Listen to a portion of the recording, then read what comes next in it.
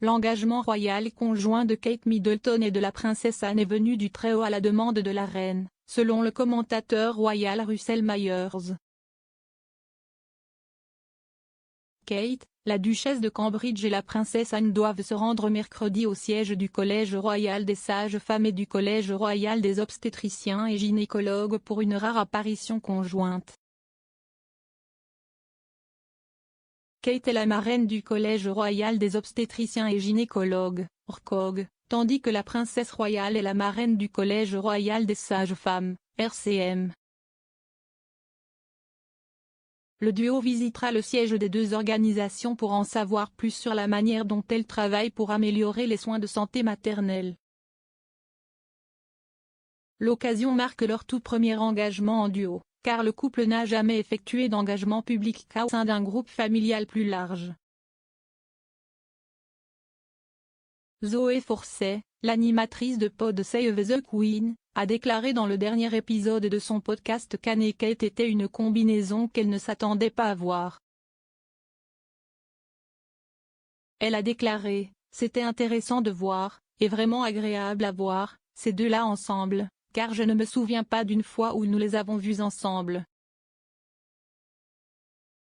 Russell Myers, le rédacteur en chef royal du Daily Mirror, a affirmé que la collaboration venait du Très-Haut.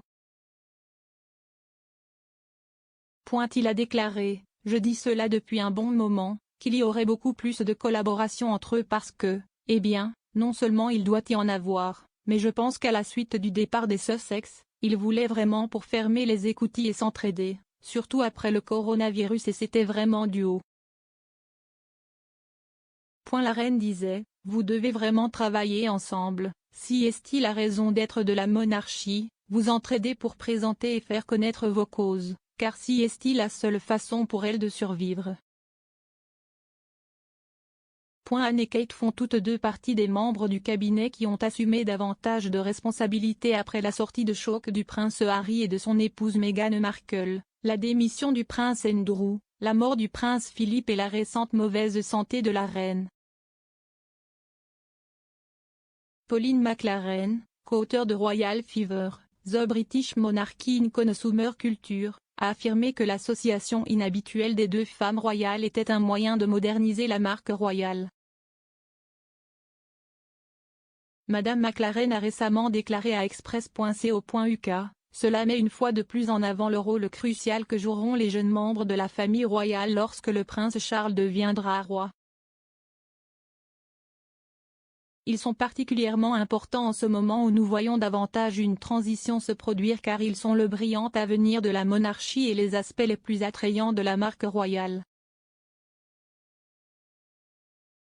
Elle a ajouté, « Nous avons entendu dire que Kate allait se voir confier plus de tâches individuelles à accomplir et qui de mieux apprendre que sa tante qui a souvent été félicitée pour son service dévoué. » Kate bénéficiera donc de l'expertise d'Anne et le travail d'Anne gagnera en visibilité avec Kate à ses côtés. Au cours de la visite d'aujourd'hui, le 27 avril, la famille royale doit rencontrer des représentants du Centre national pour l'amélioration de la maternité de Tommy pour en savoir plus sur les outils numériques disponibles pour soutenir les femmes ayant des grossesses à haut risque. Le duo participera également à une table ronde avec des jeunes mamans et des experts du secteur. La conversation portera sur les mesures prises pour lutter contre les inégalités en matière de soins de maternité.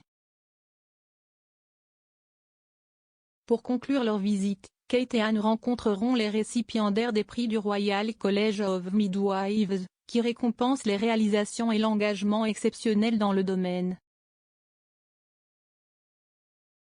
Les fiançailles ne sont qu'un parmi tant d'autres dans l'emploi du temps chargé des deux membres de la famille royale. Kate et Anne sont récemment revenus de Royal Tour pour célébrer le jubilé de platine de la reine. La duchesse de Cambridge et son mari, le prince William, ont entrepris une tournée de 8 jours dans les Caraïbes le mois dernier. Le couple a visité 3 destinations, le Belize, la Jamaïque et les Bahamas, mais a fait face à des réactions négatives en raison de manifestations réclamant des réparations de la part de la famille royale pour leur lien avec la traite des esclaves. Plus tôt ce mois-ci, Anne et son mari Sir Timothy Lawrence ont entrepris leur première tournée depuis la pandémie, visitant l'Australie et la Papouasie-Nouvelle-Guinée. Anne a longtemps été admirée pour son dévouement au cabinet et son travail acharné dans sa carrière royale. L'année dernière, le Times l'a nommé membre le plus occupé de la famille royale, ayant effectué 540 fonctions officielles impressionnantes à la fois au Royaume-Uni et à l'étranger. Au cours de son voyage de 4 jours en Australie et en Papouasie-Nouvelle-Guinée, la princesse royale a participé à 20 engagements impressionnants.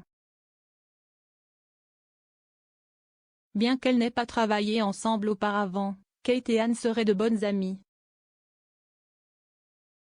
La duchesse aurait également un lien étroit avec la fille d'Anne, Zara Tindall, dont la fille, Mia, a le même âge que le fils aîné de Prince George, Kate et William.